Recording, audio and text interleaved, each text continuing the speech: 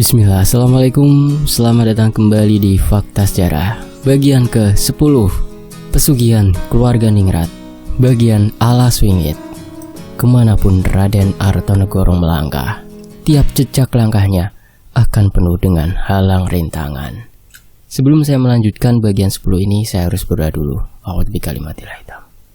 Bismillahirrahmanirrahim. Wa wasami'. Allahumma sholli ala sayyidina Muhammad sallallahu alaihi wasallam. Ini dia selengkapnya.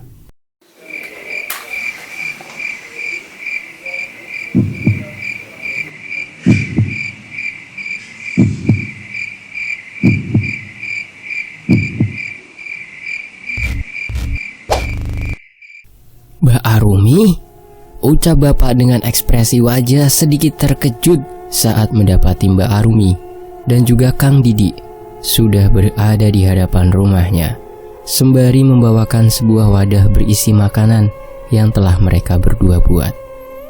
"Begini Pak," ucap Mbak Arumi. Sebelum Mbak Arumi menyelesaikan pembicaraannya, Kang Waris telah dulu berjalan melewati mereka berdua. Tidak seperti biasanya, kali ini Kang Waris merasakan sesuatu yang berasal dari hutan Alas Wingit. Ternyata keberadaan mereka yang berada di Alas Wingit telah diketahui oleh Kang Waris lewat kehadiran Mbak Arumi dan juga Kang Didi. "Ada apa, Kang?" tanya bapak. Kang Waris kembali berjalan melewati Mbak Arumi dan juga Kang Didi. Ia hanya terdiam sembari menatap tajam keduanya. "Ada perlu apa kalian kemari?" tanya Kang Waris dengan tegas. "Kami ingin memberikan ini kepada Pak Arto dan keluarga," ucap Mbak Arumi sembari menyerahkan makanan yang ia bawa bersama dengan suaminya. Bapak menerima makanan itu. Makanan yang di dalamnya berisi masakan dari olahan kambing, merupakan buatan dari Mbak Arumi. Setelah bapak menerima makanan itu, Mbak Arumi dan juga Kang Didi pun pamit untuk kembali lagi ke rumahnya. Kang Waris hanya memantau gerak-gerik keduanya. Kecurigaannya menambah besar tatkala Kang Waris mengetahui ada sesuatu yang disembunyikan pada suami dari Mbak Arumi itu sendiri. Kang Didi pun merasakan hal yang sama. Tubuhnya bergetar hebat, tidak seperti biasanya tatkala mendapati Kang Waris yang disebut-sebut sebagai orang yang memiliki kanuragan setingkat Raden Angkoro. Malam itu, rencana untuk memanipulasi sebuah keberadaan dari Raden Angkoro dan yang lainnya berhasil dilakukan oleh Mbak Arumi dan juga Kang Didi. Keduanya berhasil memberikan pengecualian yang tepat tatkala Kang Waris merasakan ada energi besar yang berada di sekitaran hutan Alas Wingit. Tepat di dalam rumah, Kang Waris langsung terduduk di ruang tamu bersama dengan Jaja dan juga bapak. Sedangkan ibu, ia menyiapkan perlengkapan makan untuk makan malam mereka semua yang kebetulan baru saja mendapatkan lauk tambahan dari Mbak Arumi dan juga Kang Didi. Di sela-sela mereka semua terdiam, ibu kembali membuka percakapan dengan menanyakan apa yang sebenarnya terjadi barusan. "Kang, kok aku ngerasa Kang Waris kurang suka dengan Mbak Arumi ya? Padahal Mbak Arumi sendiri yang mengantarkan dan menunjukkan Kang Waris hingga bisa sampai ke rumah ini," ucap ibu kepada Kang Waris. Kang Waris sebenarnya tidak ingin mengatakan lebih dalam terkait apa yang baru saja ia pikirkan ketika mengetahui sifat asli dari Mbak Arumi menurut kacamata batinnya. Namun, karena memang sudah mendapatkan sinyal untuk menjelaskan hal tersebut secara perlahan, Kang Waris pun menceritakan sesuatu yang ia ketahui sewaktu melewati Mbak Arumi dan juga Kang Didi. Lalu Kang Waris pun berkata yang mengejutkan semuanya. "Mereka berdua adalah komplotan dari Raden Angkoro," begitu kata Kang Waris. Dek, ibu yang semula terdiam tiba-tiba langsung terkejut dan memutuskan untuk mundur beberapa langkah sewaktu Kang Waris menceritakan hal itu. "Komplotan Raden Angkoro?" tanya ibu dengan ekspresi wajah yang sangat syok ketika mengetahui penjelasan dari Kang Waris. "Benar, mereka berdua adalah jembatan dari Raden Angkoro dan juga keluarga Ningrat. Bapak tidak percaya dengan apa yang baru saja dikatakan oleh Kang Waris barusan. Menurutnya, Mbak Arumi dan juga Kang Didi tidak ada kaitannya dengan kejadian ini. Tidak mungkin. Mereka berdua orang baik-baik. Mungkin karena perihal dari Kang Didi yang jarang ada di rumah saja. Jelas Bapak. Kang Waris memegangi kepalanya. Ia merasa Bapak dan Ibu sudah dibodohi oleh kehadiran Mbak Arumi dan juga Kang Didi dengan cara dimanipulasi segala hal yang mereka ingin lakukan. Bagaimana caranya agar perkataanku bisa kalian semua terima? Tanya Kang Waris. Mungkin Purnama nanti adalah penentunya, Kang. Jelas Jaja dengan singkat. Maksudmu, Ja? Tanya Bapak. Jaja pun kembali memikirkan apa yang ia ketahui selama ini terkait dengan Raden Angkoro dan yang lainnya selama berada di pabrik. Beberapa hari lagi adalah malam purnama. Jika memang yang datang ke desa ini hanyalah Raden Angkoro, mungkin tidak terlalu membahayakan. Tapi, apakah kalian pernah berpikir jika semuanya datang ke tempat ini? Tanya Jaja. Mereka semua terdiam. Jaja baru saja menyimpulkan apa yang ia ketahui. Jika benar Raden Angkoro berada di desa ini, jika Raden Jogopati, Pak Lingga, dan yang lainnya berada di tempat ini, kemungkinan ada banyak hal yang terjadi. Bisa saja setiap dari mereka tidak memiliki kesamaan dalam misi, ucapnya sembari menganggukkan kepalanya seperti membenarkan apa yang baru saja ia katakan. Bapak dan Ibu tahu maksud dari Jaja. Tanpa sadar, Jaja telah membuka keraguan yang difikirkan yang menyangkut dari alasan Kang Waris untuk membuktikan bahwa Mbak Arumi dan juga Kang Didi adalah jembatan bagi mereka. Memang tidak ada cara lain untuk membuktikan apa yang dikatakan oleh Kang Waris mengenai jembatan yang dimaksud tersebut. Akan tetapi, mungkin ini hanyalah sebuah kebetulan.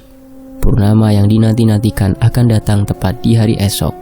Ini memungkinkan akan terjadinya sesuatu yang besar untuk membongkar siapa itu Mbak Arumi dan juga Kang Didi. Terlebih dari itu, malam purnama adalah malam penentuan dari kehidupan mereka semua yang berada di desa Alaswingit. Singkat cerita, keesokan harinya, beberapa kejanggalan di desa Alaswingit sudah terlihat. Angin di desa kembali kencang dan tidak seperti biasanya. Burung-burung walet banyak yang mati di jalanan, depan rumah, dan tempat-tempat lainnya. Fenomena ini sudah biasa terjadi hingga membuat orang-orang di desa tersebut enggan keluar rumah ketika malam hari nanti tiba. Mereka semua tahu, jika purnama akan tiba, desa ini akan penuh dengan teror dan ketakutan. Terlebih lagi, para suami sangat menjaga istri-istrinya yang sedang hamil.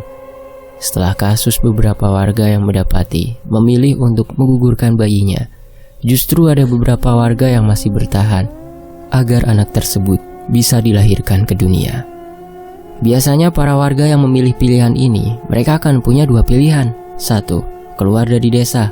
Cara ini sangat efektif bagi warga yang ingin menyelamatkan diri dari teror yang mematikan atau hilangnya jabang bayi di desa tersebut.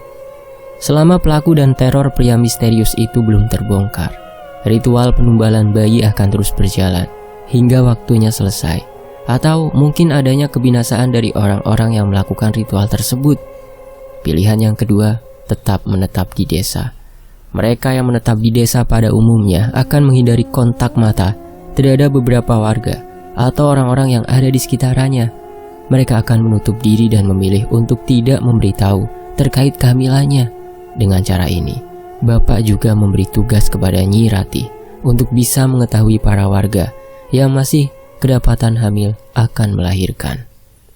Peran Nyi Ratih sangat penting. Selain dirinya memang mengetahui seluk-beluk akan perjalanan Bapak, Nyi Ratih juga merupakan dukun beranak. Dengan profesinya menjadi dukun beranak, tugas Nyi Ratih sangatlah tidak mudah. Selain ia sendiri akan berhadapan dengan maut jika kedapatan oleh seseorang yang merupakan bagian dari komplotan pria misterius, Nyi Ratih juga rentan mendapatkan serangan jika dirinya mampu untuk menyelesaikan tugasnya, yaitu mampu menyelamatkan anak-anak yang akan ditumbalkan. Tepat hari itu, Nyi Ratih mendapatkan tugas dari Bapak untuk mengontrol para wanita yang berada di sekitaran desa tersebut. Tujuannya masih sama. Bapak menginginkan keselamatan bagi orang-orang yang mungkin memang harus diselamatkan terlebih lagi kepada jabang bayi yang akan dilahirkan ke dunia. Nyi Ratih tidak sendirian. Dia dibantu oleh Jajak untuk mengontrol tiap-tiap rumah warga yang di dalamnya terdapat seorang wanita yang sedang hamil. Sedangkan Raden Kuncoro, bapak menugaskan kepadanya dengan tugas memata-matai Mbak Arumi dan juga Kang Didi. Dengan begitu, bapak mampu mendapatkan banyak informasi terkait apa-apa yang memang dicurigai oleh Kang Waris. Yang terakhir adalah tugas dari bapak dan Kang Waris. Selama Purnama belum muncul, mereka menyiapkan banyak hal, di antaranya yaitu mencoba untuk mengetahui lebih lanjut rencana yang akan dilakukan oleh Mbak Arumi dan juga Kang Didi. Jajak dan Nyi Ratih menyusuri rumah-rumah warga satu persatu. Mereka ingin mengetahui kondisi tiap wanita yang berada di desa tersebut. Takutnya apa yang memang difikirkan oleh Nyi Ratih selama ini memang benar. Kuburan kecil yang berada di hadapan tiap rumah warga adalah kuburan yang dipergunakan untuk mengubur janin mereka. Seperti itu isi pikiran Nyi Ratih. Sementara itu dari rumah ke rumah, Jajak dan Nyi Ratih terus mengetuk pintu warga. Namun anehnya, tidak ada satupun warga yang mau membukakan pintu. Setiap kali mereka ingin membukakan pintu rumah, pasti ada suara laki-laki yang melarang kepada istrinya untuk membukakan pintu. Jangan dibuka, nanti mereka datang. Jajak dan juga Nyi Ratih tidak paham apa maksud dari perkataan dari laki-laki tersebut. Mereka berdua mengira kedatangan mereka adalah sesuatu yang membuat ketidaknyamanan dan membawa sebuah petaka baginya. Akan tetapi, Jajak dan Nyi Ratih tidak menyerah. Mereka berdua terus mencari rumah warga yang mau membukakan pintu dan mencari tahu tentang hal ini. Dan benar saja, ketika mereka berdua terus mencari rumah warga yang terbuka, mereka berdua langsung menuju ke tempat tersebut. Di dalam rumah itu, Jajak dan juga Nyi Ratih mendapati seorang wanita yang sedang hamil tua bersama dengan seorang laki-laki yang merupakan suami dari wanita tersebut. Jajak dan juga Nyi Ratih pun langsung meminta izin kepada mereka berdua untuk masuk ke dalam dan menanyakan apa yang menjadi kebutuhan dari mereka berdua. "Pak, istri bapak sedang hamil tua?" tanya Jajak. Pria itu hanya mengangguk. Dia tidak mengucapkan sepatah kata pun, melainkan hanya menatap wajah istrinya yang ketakutan karena mendapati dua orang asing yang sedang berada di hadapannya kali ini. "Kebetulan, teman saya ini adalah dukun beranak. Jika bapak dan ibu berkenan, kami bisa membantu proses persalinannya," jelas Jajak. Pria itu masih terdiam. Dia tidak mau mengucapkan sepatah kata pun untuk merespon tawaran yang Jajak berikan kepadanya. "Kalian siapa?" tanya wanita yang sedang hamil itu kepada Jajak dan juga Nyi Ratih. "Kami berdua orang baik kok, jangan khawatir. Kami memang bukan berasal dari desa ini, tetapi kami juga tahu terkait ketakutan kalian berdua dan juga warga setempat tentang hal ini," ucap Jajak. Wanita itu meminta kepada suaminya untuk menutup dulu pintu rumahnya. Ia tidak mau ada orang lain yang mengetahui obrolan sensitif ini. Setelah pintu rumah ditutup, Nyi Ratih pun meminta kepada wanita tersebut untuk duduk di sebuah kursi. Ia ingin mengecek keadaan sang bayi yang masih berada di dalam perut. Kebetulan, karena mendapati salah satu warga yang mau menerima mereka berdua, Jajak pun mencoba untuk memancing percakapan dengan menanyakan hal-hal terkait dengan para warga yang selalu menutup rumahnya sebelum malam purnama datang.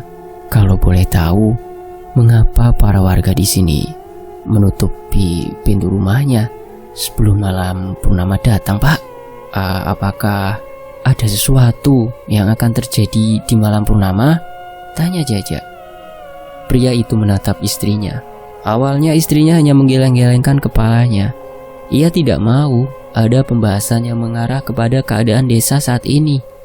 Namun, karena sudah kepalang merespon dari pertanyaan Jajak, pria itu pun akhirnya menjelaskan semuanya terkait ketakutan yang sedang mereka hadapi dan juga para warga yang berada di alas wingit sebelum nantinya malam purnama itu datang. Semenjak anak dari Mbah Jayo menghilang, desa ini menerima kutukan yang luar biasa. Kutukan itu mengarah kepada perjanjian dan ikatan antara penghuni alas wingit dengan para warga yang ada di sini. Jelas pria tersebut. Perjanjian seperti apa, Pak? Tanya Jaja. Perjanjian itu mengarah kepada tiap bayi yang baru lahir di tempat ini. Karena Mbah Jayo sendiri bukan hanya kehilangan anak semata wayangnya saja, melainkan istrinya juga menghilang di sana. Jelas pria itu. Jaja makin bingung dengan penjelasan dari pria tersebut. Ia yang awalnya mengetahui konflik awal dari desa ini yang berasal dari desa Alas Wingit, ternyata permasalahan semakin meluas tatkala Mbah Jayo atau sesepuh desa Alas Wingit sendiri kehilangan keluarganya. Tapi, apa para warga tahu siapa anak dan istri dari Mbah Jayo sendiri? Tanya Nyi Ratih. Pria itu kembali menatap istrinya. Ia tidak berani untuk menjelaskan lagi secara dalam terkait permasalahan yang sangat sensitif ini. Kami semua mengenal keluarga Mbah Jayo. Anaknya bernama Birawa dan istrinya mendapatkan sebutan sebagai seorang nyai di desa ini. Jaja dan Nyi Ratih tak percaya dengan apa yang baru saja dikatakan pria tersebut. Pasalnya, nama Birawa dan Nyai tidak pernah mereka ketahui sebelumnya.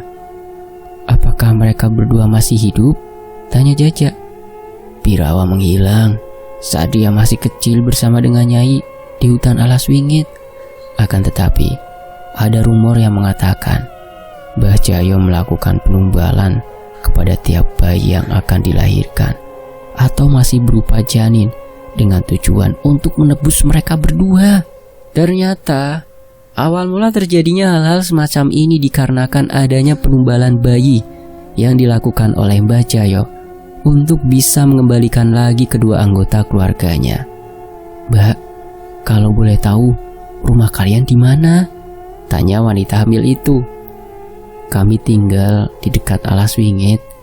Di situ ada saudara kami yang bernama Raden Artonegoro. Jelas Nyi Ratih.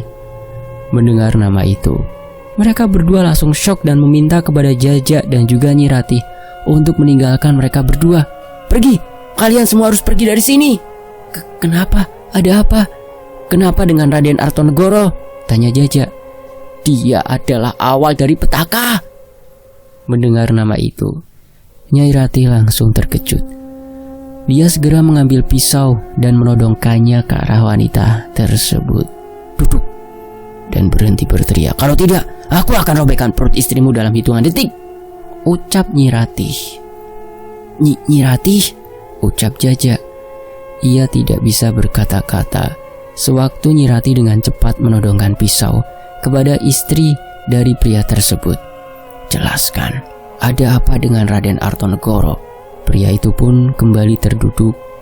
Ia memegangi kepalanya sembari menahan tangis karena merasa bersalah terhadap apa yang baru saja ia lakukan. Tolong, kami ingin hidup tenang. Sementara itu di sisi lain, Bapak dan juga Kang Waris mencoba untuk mengetahui lebih jauh terkait hutan Alas Wingit. Mereka berdua hanya menatap hutan itu dari kejauhan dan merasakan energi yang begitu besar yang berasal dari hutan tersebut. Apakah kamu siap, Arto? Tanya Kang Waris. Siap untuk apa, Kang? Kang Waris mengambil sebuah batu yang berada di tanah. Lalu ia lemparkan batu tersebut ke arah depannya. Kita ini hidup seperti batu yang dilemparkan ke arah manapun. Selama tempat itu mampu untuk menerima kita, kemungkinan kita akan mengendap di tempat tersebut dengan waktu yang lama. Kang Waris mencoba untuk memberikan penjelasan lewat pengetahuan kehidupannya. Kali ini Bapak cukup mengerti terkait apa yang dikatakan oleh Kang Waris. Hidupmu masih panjang. Ngipri Keta ini belum selesai selama anak terakhirmu belum dijadikan korban selanjutnya. Jelas Kang Waris. Mengapa sasarannya adalah anakku, Kang? Tanya Bapak kepada Kang Waris.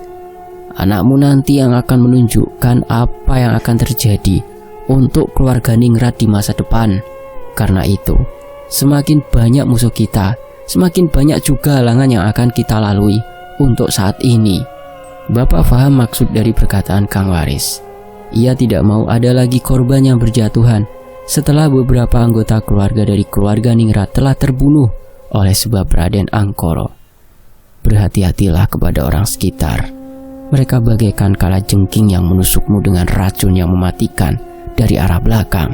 Setelah mereka berdua mengobrol panjang, Bapak dan Kang Waris pun berencana untuk kembali lagi ke rumah sembari menunggu laporan dari yang lainnya. Namun, baru saja kaki mereka melangkah meninggalkan tempat tersebut, tiba-tiba ada satu energi yang dirasakan oleh Bapak dan juga Kang Waris. Energi tersebut sangat halus dan terasa dekat di sekitaran desa Alaswingit. Bapak dan juga Kang Waris merasa energi ini memiliki energi yang sangat busuk dan sama seperti energi Raden Angkoro beserta para kroconya. Di sisi lain, hanya terdiam itulah yang bisa dilakukan oleh Raden Kunchoro di saat mendapati seseorang yang memiliki aura pembunuh yang mengerikan. Sorotan matanya, wajahnya, cara dia menatap dan menggerakkan setiap bagian tubuhnya, semuanya benar-benar seperti bukan layaknya manusia. Raden Kunchoro segera mencari alasan agar dirinya bisa selamat. Dia tidak tahu apa yang akan terjadi jika tubuhnya diseret masuk ke dalam rumah tersebut. "Mari, masuk," ucap pria itu sembari tersenyum. Aku hanya cuma mampir saja, Mas. Aku ingin bertemu dengan Kang Didi," jelas Raden Kunchoro sembari menundukkan wajahnya. Tiba-tiba tangan dari pria itu mencekik leher Raden Kunchoro. Sontak saja Raden Kunchoro merasa kesakitan dengan cekikan yang amat kuat tersebut. "Aku bisa mengetahui sesuatu yang tidak manusia biasa ketahui. Setiap kalimat yang berada di dalam pikiranmu, aku mengetahuinya." Aura kematian dari pria tersebut meluas hingga membuat tubuh Raden Artonegoro dan juga Kang Waris terhenti sejenak. "Aura ini Raden Jogopati?" tanya Bapak. "Sudah kuduga, dia tertangkap." "Cepat Kang, kita harus selamatkan Raden Kunchoro sekarang." "Tidak, mereka semua ada di sana. Tapi Kang, apa yang akan terjadi dengan Raden Kunchoro ketika mereka semua menangkapnya?" Kang Waris paham dengan kejadian semacam ini. Ia harus lebih tenang dan bersabar, karena jika sampai salah langkah dan perkiraan, semuanya akan selesai. "Kita menunggu sampai Purnama datang." "Purnama, Kang? Dia saudaraku. Dia bisa mati jika ditangkap oleh Raden Jogopati." Kang Waris segera menampar wajah Bapak dengan kencang. Saking kencangnya, tamparan itu membuat Bapak kaget. "Prak!" Bapak memegangi pipinya sejenak. Ia kemudian menatap wajah Kang Waris. Belum paham apa yang dilakukan oleh Kang Waris, sampai-sampai dirinya tega menampar wajah Bapak. "Sadarlah Arto, kita harus tenang. Jika kita salah langkah saja, semua akan berakhir. Kita harus memikirkan hal ini secara bersama-sama. Jika tidak, semuanya akan selesai hanya dalam satu kesalahan saja," ucap Kang Waris dalam-dalam. Memang benar, apa yang dikatakan oleh Kang Waris benar-benar menggambarkan keadaan seperti ini. Semua berubah dengan cepat semenjak hal itu terjadi. Sementara itu, Raden Kunchoro diseret masuk ke dalam rumah. "Masuk, cepat!" teriak Raden Jogopati.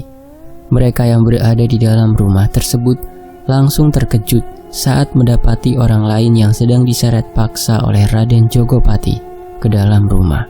"Ada apa ini, Mas?" tanya Raden Angkoro. "Dia adalah salah satu dari mereka," ucap Raden Jogopati kepada Raden Angkoro. Mbak Arumi dan juga Kang Didi terkejut saat melihat Raden Kunchoro tertangkap basah oleh Raden Jogopati. "Arumi, Didi, siapa orang ini?" tanya Raden Jogopati kepada mereka berdua. Raden Kunchoro menatap wajah Mbak Arumi dan juga Kang Didi. Ia kemudian tersenyum kepada mereka berdua, seolah-olah mendapati sebuah rahasia yang selama ini tertutupi dengan halus. Dia, ucap Mbak Arumi terpotong. Aku Raden Kuncoro. Aku saudara dari Raden Artonegoro. Kalian terkejut kan mendengar hal ini? Kalian semua adalah para iblis yang berwujud manusia. Bajingan! Ucap Raden Kuncoro dengan tegas. Tiba-tiba wajah dari Pak Lingga, Raden Angkoro, dan juga Raden Jogopati tersenyum lebar. Namun berbeda dengan 4 orang yang lainnya, yaitu Birawa, Mbak Arumi, Kang Didi, dan juga teman dari Jaja. Mereka semua justru menyayangkan hal tersebut. Dengan perlahan, Pak Lingga pun mendekati Raden Kuncoro, lalu mengarahkan jarinya ke bagian dagu Raden Kuncoro, sembari membisikkan sesuatu. Kamu salah masuk, Mas. Ini adalah perkumpulan orang-orang yang ingin membunuh Raden Artonegoro. Kamu mau mati? Ucapnya. Keringat dingin pun mulai bercucuran dari Raden Kuncoro. Ia tidak menyangka jika omongannya itu berakibat fatal bagi dirinya sendiri. Pak Lingga masih tersenyum di hadapan Raden Kuncoro. Dia benar-benar menyukai gelagat dari Raden Kuncoro yang bisa dibilang sangat polos dan jelas-jelas berbeda dengan saudara kandungnya, yaitu Raden Artonegoro. Bawa dia ke kamar, ucap Raden Jogopati. Teman dari Jajak pun menyeret Raden Kuncoro ke sebuah ruangan yang berada di rumah Mbak Arumi dan juga Kang Didi.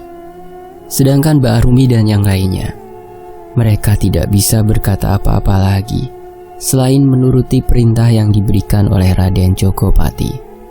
Namun Raden Kuncoro menatap wajah Birawa yang terlihat tidak tega dengan penangkapan yang dilakukan oleh Raden Jogopati kepada dirinya.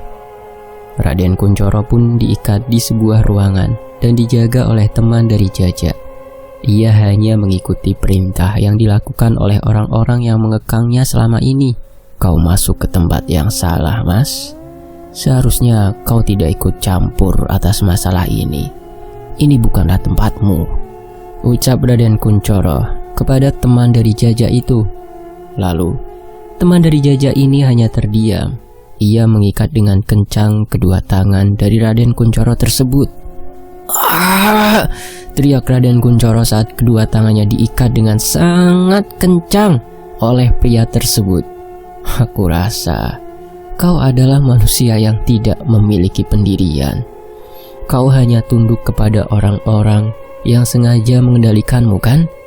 Apakah karena uang, harta, keselamatan, atau jangan-jangan diam, ucap pria itu dengan pelan.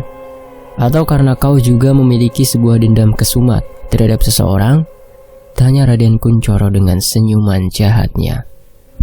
Pria itu langsung menampar wajah Raden Kuncoro hingga mengeluarkan bunyi suara yang keras.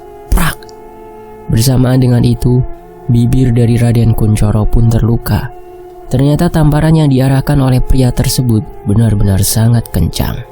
Sejatinya, manusia itu membutuhkan kedamaian dan kebebasan. Selama diri kita masih dirongrong oleh yang namanya tekanan, kita bukanlah manusia seutuhnya, ucap Raden Kuncoro sembari menundukkan wajahnya. Kau tahu apa tentang perjalanan hidup manusia? Ha? Semua manusia di dunia ini hanyalah gambaran orang-orang munafik, teriak pria itu. Raden Kuncoro yang mendengarkan hal itu hanya tertawa kecil. Lagi-lagi ia melihat manusia bodoh yang dengan sadarnya ingin diperalat oleh orang-orang besar dan berkuasa darinya. Takdir adalah ketentuan hidup. Hidup dan matimu, semuanya sudah memiliki aturannya sendiri. Tapi, berbeda lagi jika kamu ingin jadikan takdir itu sebagai ketentuan dari pegangan orang-orang yang berkuasa. Pria itu tersentak hatinya. Ia baru saja menerima tamparan hebat dari perkataan yang baru saja dilayangkan oleh Raden Kuncoro. Ada dua manusia yang hidup di dunia ini. Dia yang terus berjuang sampai menjadi pemenang, dan dia yang menyerah hingga menjadi... Potong Raden Kuncoro. Ia pun kemudian menatap wajah pria itu dengan tatapan menyepelekan apa yang sedang terjadi kepada dirinya. Menjadi apa? Tanya pria itu. Menjadi pecundang, jawab Raden Kuncoro. Tidak berselang lama, pintu ruangan pun terbuka lebar. Palingga segera masuk ke dalam kamar tersebut. Raden Kuncoro hanya bisa tersenyum di saat semua perkataannya telah usai untuk dibicarakan kepada pria labil itu. "Ada apa ini?" tanya Palingga. "Maaf Pak, saya baru saja menampar orang ini karena mengatakan hal yang Belum juga selesai menjelaskan, tiba-tiba Palingga langsung berjalan ke arah pria tersebut, lalu membisikkan sesuatu yang amat sangat mengerikan. "Sekali lagi kau menampar pria ini, aku akan tarik lidahmu hingga putus," ucap Palingga. Pria itu hanya terdiam. Keringat dinginnya bercucuran hebat. Entah mengapa Palingga benar-benar sangat mengerikan, hingga ucapannya seperti peringatan dengan aura pembunuhnya yang cepat yang dirasakan hingga ke sekujur tubuh. Palingga pun berjalan ke arah pria tersebut. Ia kemudian membersihkan luka di bibir Raden Kuncoro dengan kain yang sering digunakannya untuk membersihkan debu di bajunya. "Kamu itu adalah berlian bagi kami. Jangan mati dulu ya. Kita belum tanya-tanya seputar keluargamu dan apa yang menjadi rahasia terbesar dari keluargamu ini." Tertangkapnya Raden Kuncoro pun menjadikan pembahasan yang sangat panas di kalangan keluarga Raden Artonegoro. Setelah Nyi Rati dan juga Jaja kembali ke rumah, mereka berdua terkejut saat mendapati Raden Kuncoro tertangkap basah oleh kelompok Raden Angkoro. "Apa yang harus kita lakukan?" tanya Jaja panik. "Malam ini adalah malam purnama. Aku punya rencana untuk membebaskan mereka semua," jelas Kang Waris.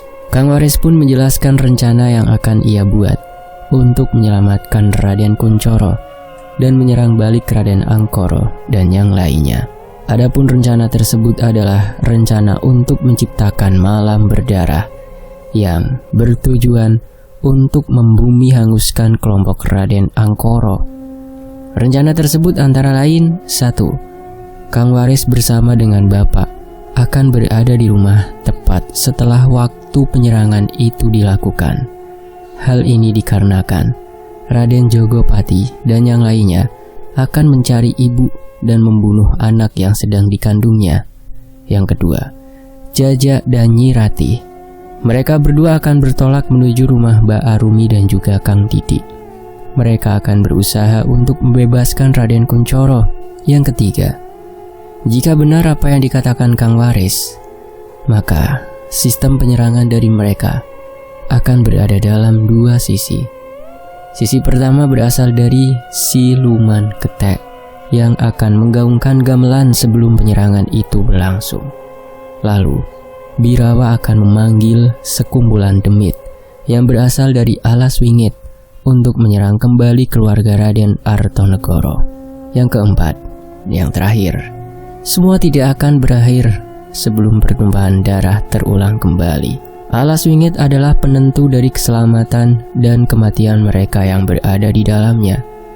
Jika Kang Waris dan yang lainnya kalah, maka seluruh warga yang berada di Alas Wingit akan tunduk kepada Raden Angkoro.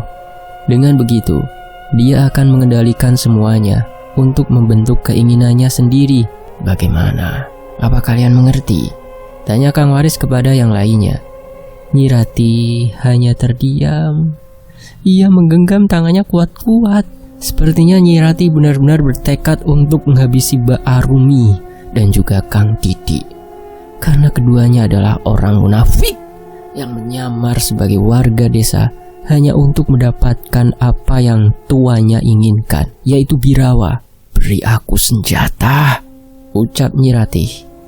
Mendengar kalimat yang terucap oleh Nyi Rati, semua orang yang berada di situ langsung terkejut. "Kau tidak harus membunuh mereka," jelas Kang Waris kepada Nyi Rati. "Apakah kau pernah merasakan rasanya rasa sakit hati yang tidak bisa diungkapkan dengan perkataan?" tanya Nyi Rati. Kang Waris hanya terdiam. Ia pun kemudian masuk ke dalam rumah untuk mengambil sesuatu yang nantinya akan digunakan sebagai senjata dari Nyi Rati. "Mbak," ucap ibu, "aku akan menyelamatkan suamiku bagaimanapun caranya. Jika malam berdarah ini adalah takdir dan akhir dari kehidupanku, aku ingin mati bersama dengan Raden Kuncoro," ucap Nyi Rati dengan tegas. Tidak lama kemudian, Kang Waris pun keluar dari rumah. Ia mengambil sebilah pisau kecil yang ujungnya sangat lancip dan sudah dioleskan oleh racun.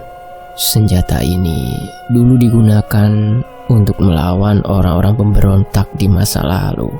"Lakukanlah jika kau ingin menyelamatkan suamimu," jelas Kang Waris. Nyi Ratih pun mengambil senjata tersebut. Kepercayaan dirinya kembali pulih. Darahnya benar-benar mengalir deras dan semangat untuk menghabisi orang-orang yang bersinggungan dengannya. Benar-benar terasa dari tatapan tajam mata Nyi Ratih. Ingat, jika sudah menyelamatkan Raden Kunchoro, hindari pertumpahan darah, jelas Kang Waris. Bapak masih terdiam. Dia tahu orang-orangnya sangat sedikit. Sangat mustahil untuk bisa lari dan selamat dari tekanan orang-orang yang ingin membunuhnya. Akan tetapi, dengan misi menyelamatkan Raden Kunchoro, mereka semua seperti terbakar oleh api semangat untuk membunuh orang-orang yang selama ini terus-menerus mengganggu kehidupannya.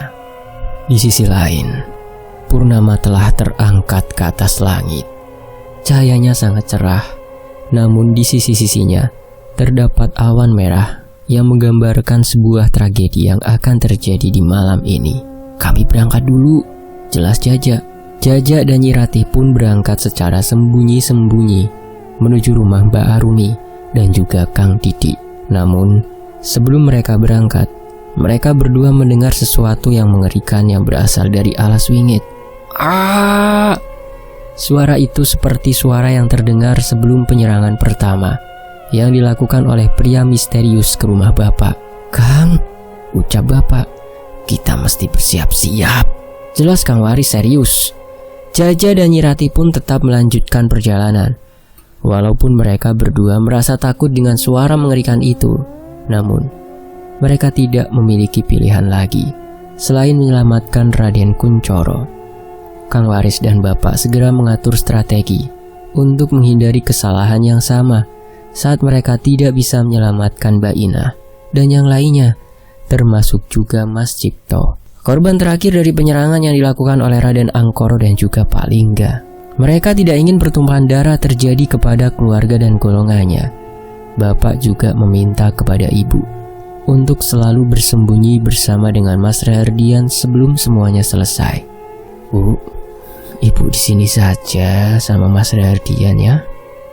Aku dan juga Kang Waris, kami berdua akan melindungi rumah ini dan mencegah mereka untuk masuk ke dalam rumah," jelas Bapak. "Pak, aku takut Pak," jelas Ibu. "Tenang Bu, semua akan berjalan sesuai rencana. Jangan keluar sebelum aba-aba dariku ya." Ibu hanya mengangguk paham. Bapak pun kemudian menutup lemari dan menguncinya dari luar. Ia percaya jika semua akan baik-baik saja selama semuanya berjalan sesuai dengan rencana.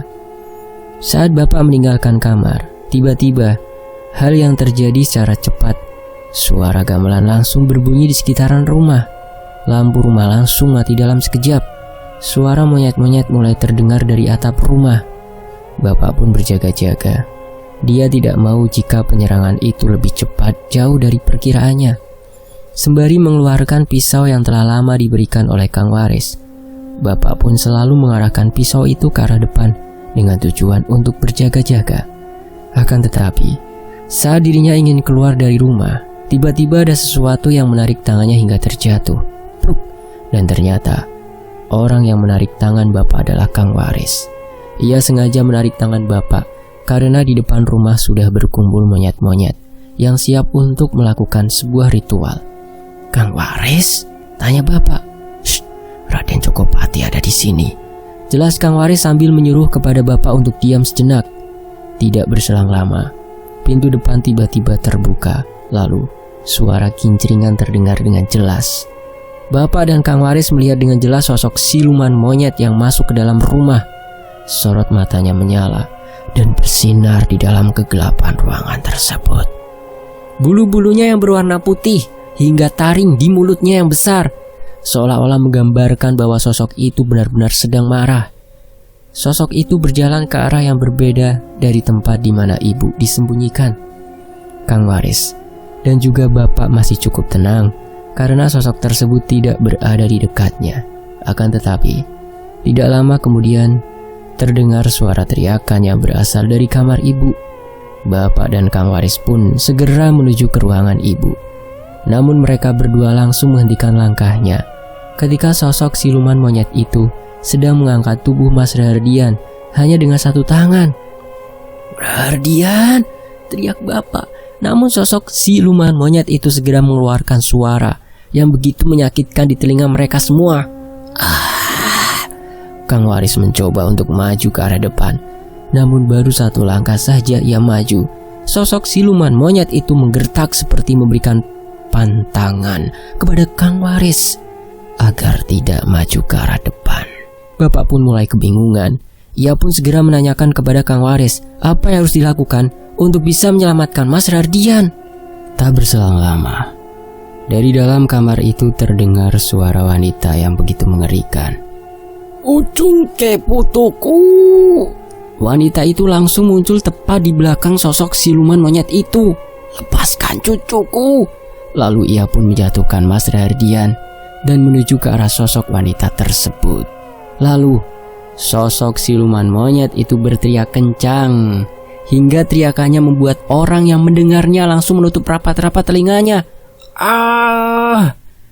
Ibu pun segera mengambil kesempatan ini untuk segera mengambil Mas Rahardian yang sudah menangis kencang karena tangannya kesakitan. Siapa yang menyelamatkan Mas Rahardian dari cengkeraman siluman ketek putih itu? Teman-teman pasti tahu ya, karena itu dibahas di bagian sebelumnya ini. Dan Kang Waris pun berteriak, "Kita semua harus keluar dari sini!" teriak Kang Waris saat melihat kisruh antara sosok siluman monyet itu dengan sosok wanita misterius yang bisa jadi itu adalah khodam pendamping yang dimiliki oleh Mas Rahardian. Sebelum mereka pergi, sosok wanita tersebut menyeret siluman monyet itu hingga menuju ke portal dimensi lain. Sepertinya mereka berdua benar-benar sedang bertarung. Akhirnya mereka pun segera keluar dari rumah untuk menyelamatkan diri. Namun saat mereka baru saja keluar dari pintu, tiba-tiba ada seorang pria dengan menggunakan pakaian yang sering bapak dan yang lainnya ketahui. "Kau?" tanya bapak. Dia adalah pria misterius yang bernama Birawa. Entah mengapa dirinya sudah berada di hadapan rumah bapak. "Aku tidak akan menyerang kalian," jelas Birawa. Bapak dan yang lainnya sempat tak percaya dengan apa yang baru saja dikatakannya. Namun, dengan ungkapan semacam itu, tampaknya ada sesuatu yang merubah pikiran Birawa. Sampai-sampai dirinya dengan yakin tidak ingin melakukan penyerangan kepada bapak. "Saudaramu sedang ditawan di rumah Arumi. Aku sudah menyiapkan rencana menyelamatkan untuk saudaramu. Akan tetapi, orang pemerintahan itu menjaganya dengan ketat." Birawa pun menyuruh kepada mereka untuk segera menyelamatkan Raden Kunchoro sebelum Raden Kunchoro dibunuh oleh pejabat welut, Pak Lingga, dan yang lainnya. Belum tahu apa alasan Birawa sendiri merubah rencananya tersebut. Akan tetapi, kemungkinan besar ada sesuatu yang terjadi pada diri Birawa hingga membuat dirinya melakukan perubahan pada rencananya. Bapak masih teringat akan kanuragan yang dimiliki oleh Birawa. Kemungkinan besar dia memiliki kanuragan yang sebanding dengan Raden Angkoro dan yang lainnya. Akhirnya bapak dan yang lainnya pun segera bertolak ke rumah Mbak Arumi. Misi mereka adalah menyelamatkan Raden Kunchoro dan kabur dari desa Alaswingit. Bersamaan dengan itu, Jajak dan juga Nyi Ratih telah lebih dulu masuk ke rumah Mbak Arumi lewat pintu belakang. Mereka berdua juga heran, mengapa pintu belakang rumah Mbak Arumi tidak terkunci, sedangkan semua pintu lainnya benar-benar terkunci dengan rapat. Nyi Ratih dan Jajak terus mencari keberadaan Raden Kunchoro. Namun, saat dimana dirinya sedang mencari keberadaan Raden Kunchoro, tiba-tiba kaki dari Nyi Ratih ditarik oleh sesuatu hingga tubuhnya terjatuh dan diseret hingga ke sebuah ruangan. "Nyi!" teriak Jajak. "Jajak, tolong aku!" Nyi Ratih mencoba untuk menahan tarikan itu dengan cara memegangi daun pintu. Namun tiba-tiba kepala Nyi Ratih ditimpuk sesuatu dari arah belakang. Ia pun pingsan dan perlahan tubuhnya menghilang di ruangan tersebut. Jajak yang melihat hal itu tidak bisa berbuat apa-apa.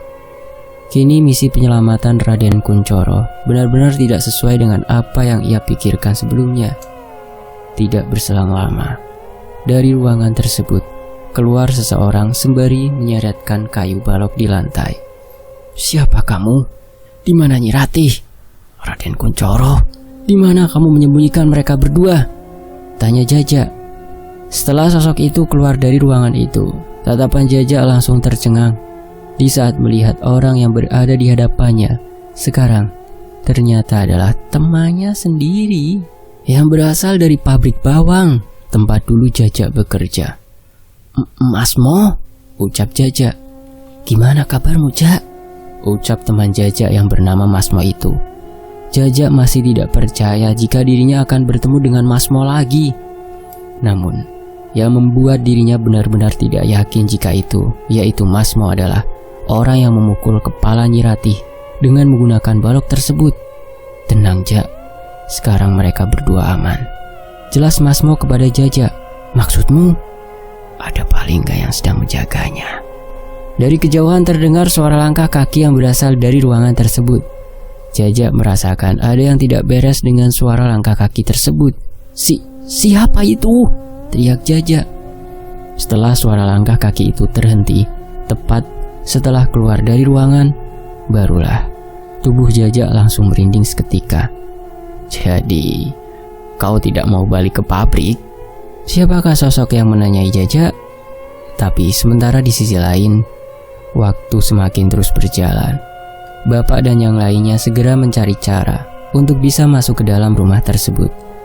Jika memang benar seperti apa yang dipikirkan Bapak, maka Birawa akan berhadapan dengan Raden Angkoro. Kemungkinan besar juga Mbak Arumi dan Kang Didi ikut serta dalam penyerangan tersebut untuk melindungi tuanya. Itu berarti di dalam rumah Mbak Arumi hanya tersisa Pak Lingga dan juga Raden Kunchoro. Mereka pun bergegas untuk menuju ke dalam rumah Mbak Arumi. Sesampainya di sana, Kang Waris meminta ke Bapak untuk tidak masuk ke dalam rumah tersebut. Ia khawatir jika di dalam rumah tersebut ada jebakan lain yang mungkin saja sudah direncanakan oleh Pak Lingga. "Lebih baik kalian berdua pergi dari sini. Jika kalian berdua sampai ditangkap, maka semua akan selesai," jelas Kang Waris. Bapak dan Ibu pun segera pergi ke tempat lain untuk mencari perlindungan yang aman. Sedangkan Kang Waris, ia merasakan ada energi besar yang berada di dalam rumah tersebut. Purnama semakin bersinar terang di atas langit alas wingit. Suara nafas dari Ibu terdengar jelas hingga membuat Bapak khawatir akan keadaannya. "Bu, Ibu nggak apa-apa?" tanya Bapak. "Nggak apa-apa, Pak. Kita mau kemana ini?" Saat Ibu menanyakan hal tersebut, ia melihat ada dua orang warga sedang melambai-lambaikan tangannya ke arah Bapak dan juga Ibu. "Sini, kemari." Bapak dan Ibu pun segera menuju kedua orang warga tersebut. Mereka berdua tidak mengenali siapa dua orang warga tersebut. "Mari masuk, cepat," ucapnya. Ibu dan Bapak pun segera masuk ke dalam rumah warga tersebut. "Pak, tolong ambilkan minum," jelas wanita yang sedang hamil itu. Ternyata dua orang warga tersebut adalah mereka yang ditemui oleh Jajak dan juga Nyi Ratih. Mereka berdua mendapatkan mandat dari seseorang untuk melindungi Bapak dan juga Ibu. "Mbak Arumi menyuruh kami untuk melindungi kalian berdua," jelas wanita hamil itu. "Hah, Mbak Arumi?" tanya Ibu. "Iya, dia meminta kami berdua untuk melindungi kalian karena kalian adalah kunci utama dari penyerangan di malam ini," jelas wanita hamil itu. Ibu pun langsung menoleh ke arah Bapak, seperti tidak percaya apa yang baru saja dikatakan oleh wanita hamil tersebut.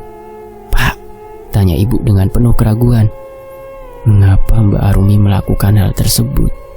Bukankah dia juga termasuk dalam bagian orang-orang yang membantu dalam penumbalan ini?" tanya Bapak. Wanita hamil itu menatap ke arah suaminya. Ia seperti meminta bantuan kepada suaminya untuk menjelaskan apa yang dikatakan oleh Mbak Arumi sebelum malam hari tiba.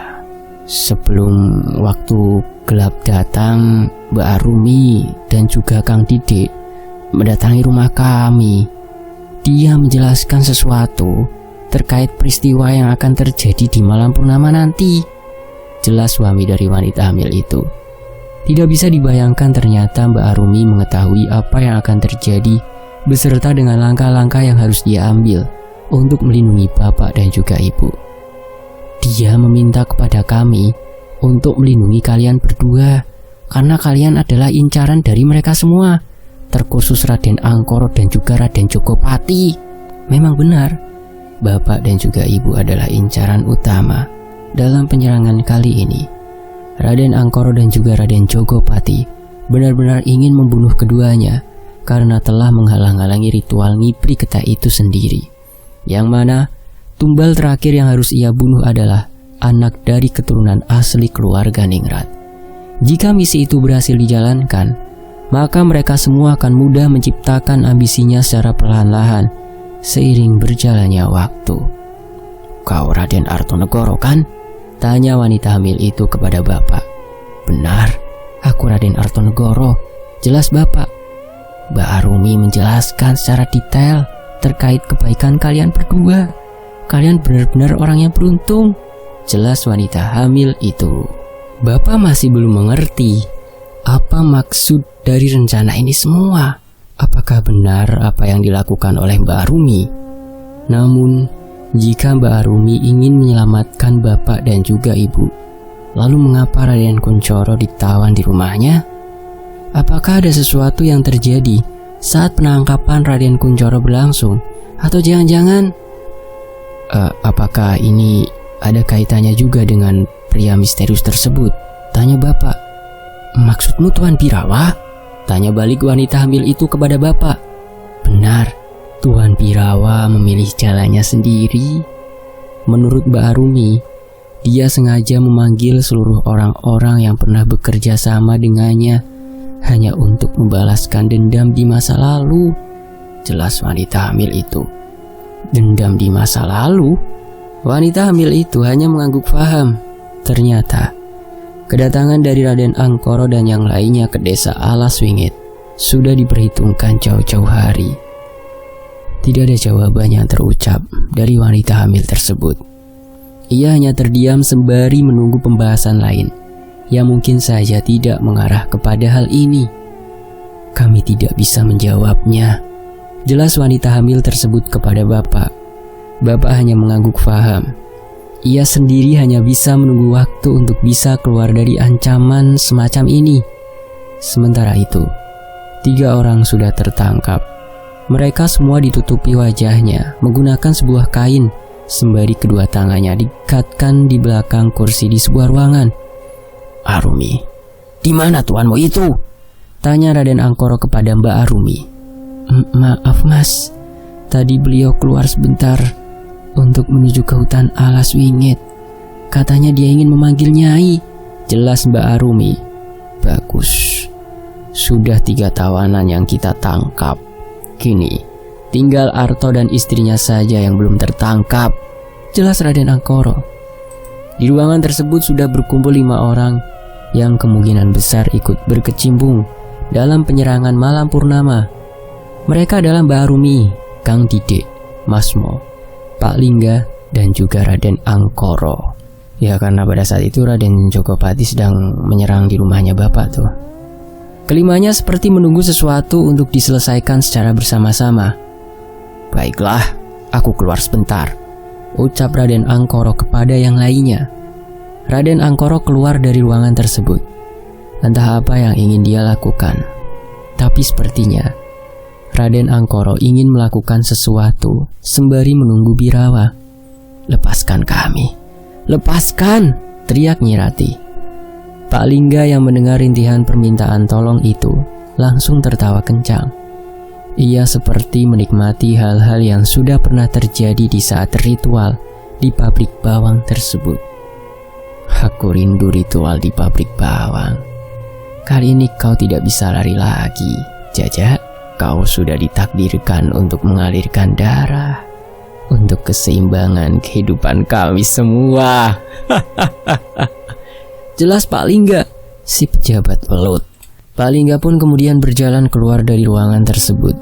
Namun sebelum dirinya keluar, Pak Lingga meminta kepada Masmo untuk menyiksa ketiganya dengan memecut bagian kaki dan tangan ketiga tawanan tersebut. Pecut mereka semua sampai tangisannya berubah menjadi air mata darah. Jelas Pak Lingga kepada Masmo sembari berjalan keluar dari ruangan tersebut. Masmo hanya mengangguk faham. Ia kemudian mengambil pecut yang berada di dinding ruangan tersebut. Jak, sudah aku bilang kan, kau jangan lari dari pabrik. Kita semua sudah dijadikan tumbal di sana. Percuma juga lari kemanapun. Kita hanyalah budak dari orang-orang yang berkuasa, ucap Masmo. Ia pun kemudian melepaskan kain yang menutupi kepala Jaja. Sepertinya Masmo sangat rindu dengan wajah ketakutan yang tergambarkan di wajah Jaja. Maaf ya Jak, aku ingin hidup juga. Katanya kalau aku bisa bunuh kamu. Kan secara kamu adalah orang yang berpengaruh besar karena mengetahui ritual tersebut. Kamu harus aku singkirkan Jak, agar aku bisa terbebas dari kontrak tumbal seumur hidup ini, senyum Masmo. Jaja pun menatap tajam wajah Masmo. Ia benar-benar sangat benci dengan ekspresi Masmo yang benar-benar menyatu dengan sifat iblis di dalam hati, pikiran, dan juga tingkah lakunya saat ini. Ada kata-kata terakhir nggak Jak? Tanya Masmo kepada Jaja sembari mendekati wajahnya tepat di hadapan Jaja.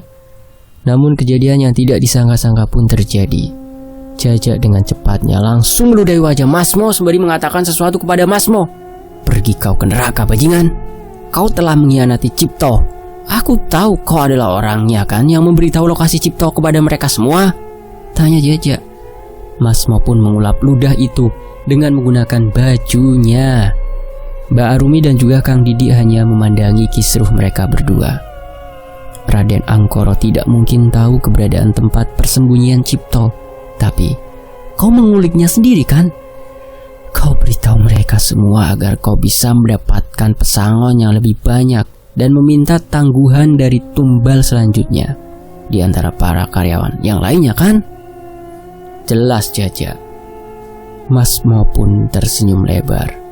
Ia kemudian tertawa mendengar perkataan yang baru saja dijelaskan oleh Jaja kepadanya terkait masa-masa di mana dirinya membocorkan rahasia dari tempat persembunyian Cipto sewaktu tumbal di pabrik bawang itu berjatuhan. Akhirnya kau sadar juga ya Jak. Padahal aku sendiri tidak pernah memberitahu hal ini kepada siapapun. Tapi apakah kau tahu, menjadi bawahan dari orang-orang berkuasa itu adalah kenikmatan yang tiada tandingnya Jak. Kau bisa bermain dengan wanita sebanyak-banyaknya. Kau bisa meminum minuman sampai larut pagi. Kau bisa merasakan nikmat duniawi yang tidak semua rakyat jelata seperti kita rasakan. Bukankah itu fungsinya menjadi penjilat dari orang-orang yang memiliki kuasa? Ucap Masmo sembari mencekik leher Jaja. Masmo mencengkram kuat leher Jaja hingga membuat Jaja tidak bisa berkata apa-apa lagi. Jaja mulai kesulitan untuk bernafas. Jaja, lepasin Jaja, teriak Nyirati. Bajingan, lepaskan Jaja. Raden Kuncoro juga mulai mendengar suara Jaja yang kesulitan untuk bernafas. Di dunia ini, orang yang lemah akan diinjak, orang yang kuat akan semakin menanjak. Jika dirimu merasa menjadi orang lemah, tidak sepatutnya dirimu menentang orang-orang yang memiliki kuasa seperti pemerintah. Mata Jaja mulai memutih, wajahnya mulai memerah. Tampaknya Jaja mulai kehabisan nafas karena cekikan dari Masmo yang sangat kuat itu. Akan tetapi, hal yang tidak terduga terjadi dengan cepat. Masmo mulai menengok ke arah belakang secara perlahan. Ia kemudian melepaskan tangannya dari leher Jaja sembari memegangi perutnya yang sudah ditusuk oleh pisau tajam hingga menembus ke bagian depan. Darah mulai berjatuhan ke lantai. Kau, ucap Masmo. Tidak sepatutnya manusia yang diciptakan dari tanah memiliki sifat setinggi langit. Jika kamu merasa dirimu tercipta oleh tanah, jangan berlagak seperti langit yang tinggi, ucap Mbak Arumi kepada Masmo. Mbak Arumi menusuk perut Masmo hingga membuat Masmo tewas di tempat. Melihat hal tersebut, Jajak pun tidak bisa berkata apa-apa. Mbak Arumi, ucap Jajak. Jajak, apa yang terjadi? Tanya Nyi Ratih bingung. Jajak, ada apa ini? Teriak Raden Kuncoro. Mbak Arumi pun segera berjalan ke arah belakang mereka bertiga. Ia kemudian melepaskan satu persatu ikatan tali yang mengikat kedua tangan mereka bertiga. Ini semua perintah Tuan Birawa, ucap Mbak Arumi kepada Jajak dan yang lainnya. Nyi Ratih pun tidak bisa berkata apa-apa. Dia tidak mau mengatakan apapun kepada Mbak Arumi karena hatinya masih ragu. Apakah Mbak Arumi ini merupakan orang baik atau sebaliknya? Kang Didi dengan cepat menyeret mayat Masmo ke bagian pojok ruangan tersebut. Ia lalu meminta kepada Jajak dan yang lainnya untuk kabur dari rumah ini lewat pintu bagian depan. Jajak dan yang lainnya segera mengikuti perintah yang diberikan oleh Mbak Arumi dan juga Kang Didi untuk bisa kabur dari rumah ini agar bisa selamat. Sementara itu, Kang Waris masih bersembunyi di tiap sudut yang ada di bagian belakang rumah. Ia tidak mau rencananya gagal untuk bisa menyelamatkan ketiga orang yang masih tertawan di rumah Mbak Arumi dan juga Kang Didi. Saat dirinya ingin keluar dari persembunyian, tiba-tiba Kang Waris mendapati Raden Angkoro dan juga Birawa sedang berhadapan-hadapan dengan jarak yang tidak terlalu jauh. Tuan Birawa, sudahkah kau memanggil Nyai? Aku tidak sabar untuk bisa menangkap Raden Arto dan yang lainnya. Jika mereka tertangkap, kau bisa mengembalikan ibu dan juga ayahmu dalam keadaan hidup-hidup, jelas Raden Angkoro dengan senangnya. Akan tetapi, Birawa langsung mengeluarkan energi yang besar. Ia seperti tidak ingin ada basa-basi di antara pertemuan kali ini. Apa yang kau lakukan, Birawa? Tanya Raden Angkoro. Raden Angkoro, penerus dari keluarga Brotoseno. Bukankah kau tahu, alas wingit ini tercipta dari rasa marah dan rintihan tangisan seorang anak dan juga ibu yang menghilang di hutan sana. Apakah kau lupa, Raden Angkoro? Dulu ayahku bekerja sama denganmu hanya untuk menciptakan jin kalak ireng keinginanmu, jelas Birawa kepada Raden Angkoro. Ternyata jin kalak ireng adalah hasil pertukaran antara Birawa dan juga ibunya di hutan alas wingit. Sedangkan Nyai yang dimaksud adalah sosok dari ibu Birawa yang benar-benar diciptakan oleh Mbah Jayo untuk menarik Birawa yang masih terjebak di hutan alas wingit. Raden Angkoro hanya terdiam. Dia tidak bisa berkata apa-apa sewaktu kartu asnya dibuka oleh Birawa. Ibuku mati karena itu. Aku tersiksa di alam sana, Raden Angkoro. Jin kala ireng yang menjadi pertukaran kami berdua hanya dijadikan rencana busukmu untuk menguasai pesugihan Trahningratmu seorang. Tanpa kau sadar, bayi-bayi yang lahir harus diserahkan ke sana untuk dijadikan makanan dari jin kala ireng. Jika tidak diberi makan, maka mereka yang berasal dari hutan alas wingit, mereka semua akan membumi hanguskan seluruh warga yang ada di sini. Kang Waris terkejut mendengar percakapan itu. Ternyata Birawa sendiri benar-benar sakit hati akan kelakuan dari Raden Angkoro, sang kete ireng yang benar-benar memperalat Mbah Jayo dengan iming-iming pesugihan yang akan dilakukannya. Bersambung. Ini semakin seru, teman-teman. Nantikan kelanjutannya hanya di sini, di Fakta Sejarah. Terima kasih Mas Restu Ratmaja dan tentunya narasumber Mbak Aisyah, dan tak lupa yang selalu setia menyimak kisah ini di sini di Fakta Sejarah, yaitu teman-teman di sini. Saya pamit ya teman-teman. Sampai jumpa di bagian berikutnya. Wassalamualaikum warahmatullahi wabarakatuh.